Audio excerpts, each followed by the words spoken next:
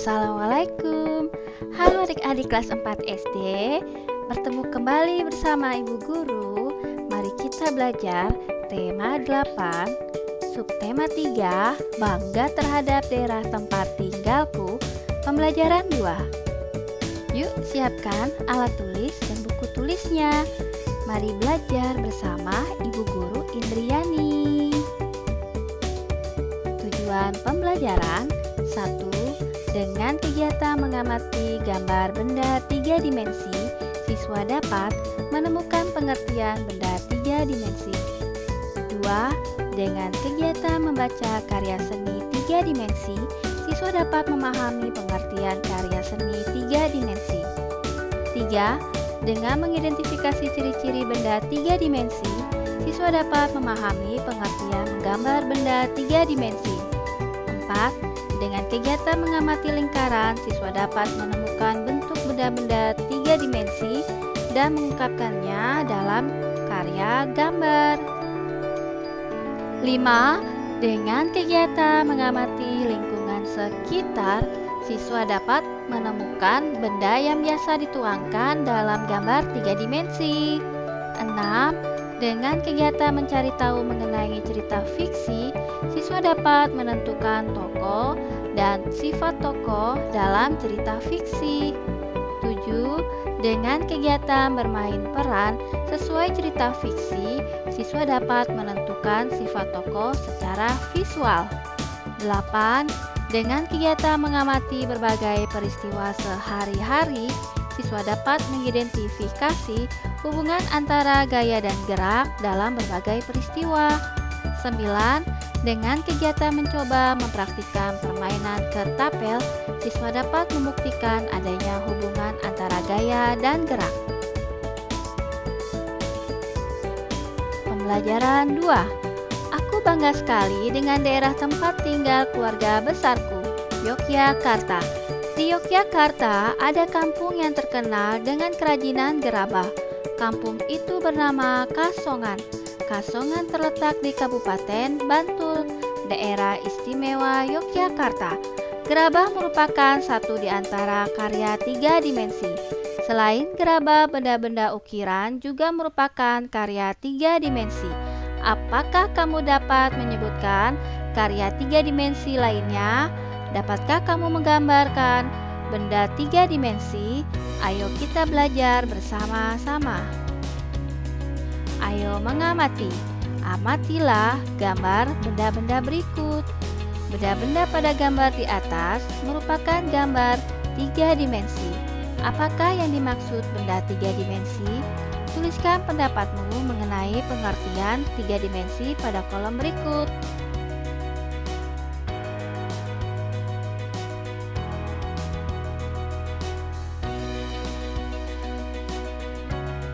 Ayo membaca. Gambar adalah karya seni rupa 2 dimensi. Karya seni rupa 2 dimensi merupakan karya seni rupa yang memiliki ukuran panjang dan lebar. Objek gambar adalah benda-benda 3 dimensi. Benda 3 dimensi adalah karya seni rupa yang memiliki panjang, lebar, dan tinggi serta volume.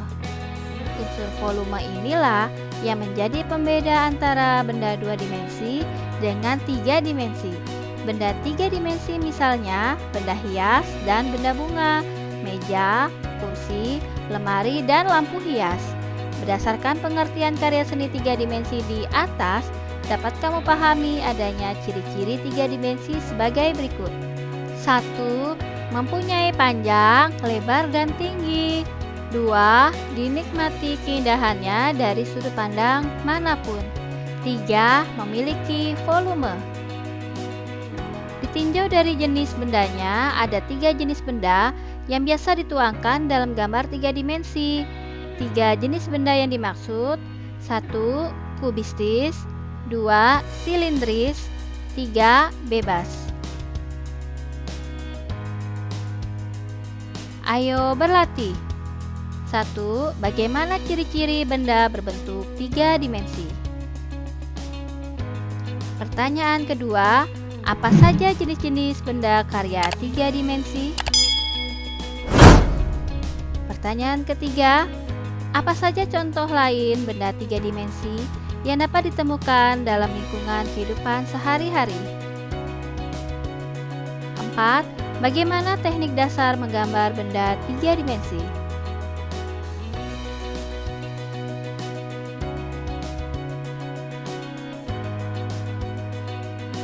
Ayo berlatih. Kamu telah memahami jenis-jenis benda yang bisa kamu tuangkan dalam gambar 3 dimensi. Sekarang, perhatikan gambar benda 3 dimensi berikut. Kelompokkan benda-benda atau gambar-gambar yang ada berdasarkan jenisnya.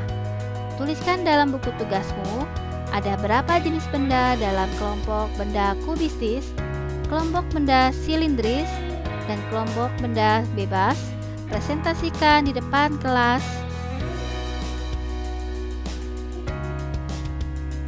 Jenis benda 3 dimensi banyak bentuknya. Kamu bisa menemukan benda-benda 3 dimensi di lingkungan tempat tinggalmu. Adakah pengrajin atau penjual gerabah di tempat tinggalmu? Lakukan kegiatan berikut. Ayo mengamati. Bentuklah kelompok terdiri atas 5 anak. Lakukan kunjungan secara kelompok ke tempat pengrajin atau penjual gerabah di lingkungan tempat tinggalmu. Amati gerabah yang dijual atau dibuat pengrajin. Tuliskan nama gerabah yang termasuk jenis benda yang biasa dituangkan dalam gambar 3 dimensi. Tuliskan sesuai 3 kelompok jenis benda 3 dimensi. Teko merupakan benda 3 dimensi. Saat kita melihat teko, mengingatkan kita pada cerita Aladin dan lampu ajaib. Cerita Aladin dan lampu ajaib merupakan contoh cerita fiksi. Tahukah kamu cerita Aladin dan lampu ajaib? Coba cari tahu mengenai cerita Aladin dan lampu ajaib. Ayo berdiskusi. 1. Coba cari tahu mengenai cerita fiksi Aladin dan lampu ajaib dengan cara bertanya kepada orang tua, kakak, guru, atau siapapun yang kamu anggap tahu. Kamu juga bisa mencari tahu melalui berbagai media.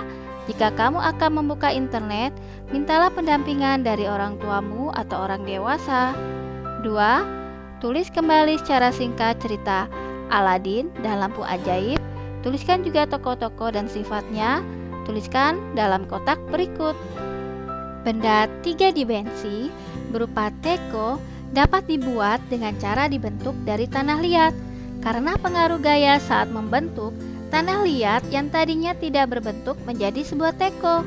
Masih ingatkah kamu dengan pembelajaran 1 yang membahas tentang hubungan gaya dan gerak? Dapatkah kamu menemukan hubungan gaya dan gerak pada peristiwa di lingkungan tempat tinggal? Amatilah gambar peristiwa berikut. Aladin dan lampu ajaib. Dahulu kala di kota Persia ada seorang ibu tinggal dengan anak laki-lakinya yang bernama Aladin. Pada suatu hari, datanglah seorang laki-laki yang mengakui Aladin sebagai keponakannya. Aladin mengetahui bahwa laki-laki itu bukan pamannya, melainkan penyihir. Laki-laki itu menyalakan api dengan kayu bakar dan mengucapkan mantra krak. Ketika tanah itu berubah menjadi lubang seperti gua, Aladin diperintah untuk masuk ke dalam untuk mengambil lampu antik. Penyihir itu memberikan cincin untuk Aladin sebagai pelindungnya di dalam gua. Akhirnya, Aladin pun turun untuk mengambil lampu. Setelah mengambil lampu, tiba-tiba pintu gua tertutup. Si penyihir lalu meninggalkan Aladin yang terkurung dalam goa. Aladin menjadi sedih dan termenung sendiri di dalam goa. Aladin tanpa sengaja mengusap jari-jarinya pada lampu. Tiba-tiba muncullah seorang raksasa.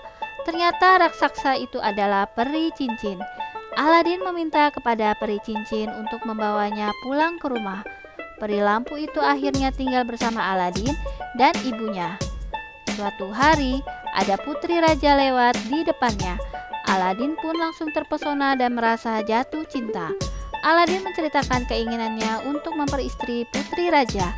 Akhirnya, Aladin dan putri raja itu menikah. Di luar sana, ternyata penyihir itu melihat semuanya melalui bola kristalnya. Penyihir mendatangi istana Aladin dan berpura-pura menjual lampu. Tukarkan lampu Anda dengan yang baru. Sang permaisuri yang melihat lampu ajaib Aladin sudah usang segera keluar untuk menukarkannya dengan yang baru. Penyihir itu langsung menggosok-gosok lampu ajaib dan meminta peri lampu untuk membawa istana Aladin dan istrinya ke rumahnya. Ketika Aladin pulang dari berkeliling, ia terkejut, lalu memanggil peri cincin untuk menyuruhnya mengambil semua yang sudah diambil oleh penyihir, tetapi peri cincin tidak dapat melakukan itu. Akhirnya Aladin yang akan mengambil semuanya. Sesampai di rumah penyihir, Aladin menyelinap masuk ke kamar tempat sang putri dikurung. Penyihir yang sedang tidur karena terlalu banyak minum, Aladin segera mengambilnya dan memerintahkan peri lampu untuk membunuh penyihir itu. Akhirnya Aladin dan istrinya beserta peri lampu kembali ke Persia dan hidup bahagia. Tokoh Aladin, Ibu Aladin, penyihir, peri lampu, raja dan putri raja. Benda 3 dimensi berupa teko dapat dibuat dengan cara dibentuk dari tanah liat. Karena pengaruh gaya saat membentuk, tanah liat yang tadinya tidak berbentuk menjadi sebuah teko. Masih ingatkah kamu dengan pembelajaran 1 yang membahas tentang hubungan gaya dan gerak? Dapatkah kamu menemukan hubungan gaya dan gerak pada peristiwa di lingkungan tempat tinggal? Amatilah gambar peristiwa berikut. Ayo mengamati. Amatilah gambar peristiwa anak bermain ketapel. Paman menimba dengan ember dan pengrajin membuat gerabah berikut. 1. Anak bermain ketapel. 2. Paman menimba dengan ember. 3. Pengrajin membuat gerabah. Bagaimana hubungan gerak dan gaya kaitannya dengan peristiwa tersebut? Coba tuliskan dalam kotak-kotak berikut. Hubungan gaya dan gerak pada peristiwa menimba adalah gaya yang dikerjakan paman saat menarik tali timba mengakibatkan ember yang semula diam menjadi bergerak naik.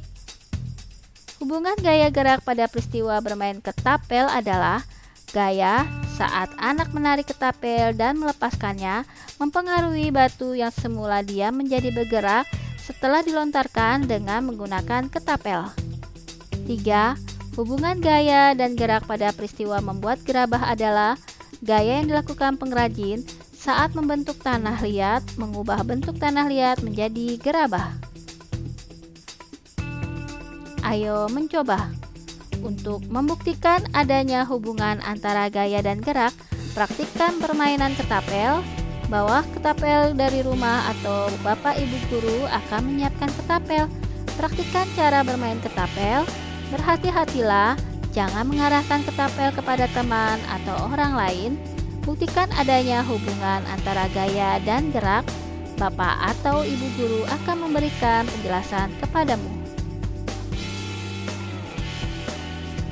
Ayo renungkan, apa yang sudah kamu pelajari hari ini? Apakah kamu merasa senang dengan kegiatan yang kamu lakukan hari ini? Adik-adik di rumah, apabila ada pertanyaan, silakan tulis di kolom chat. Sekian penjelasan dari Ibu Guru. Terima kasih sudah menyaksikan. Semoga bermanfaat dan sampai jumpa kembali. Oh iya, jangan lupa untuk subscribe, like, and share. Wassalamualaikum warahmatullahi wabarakatuh.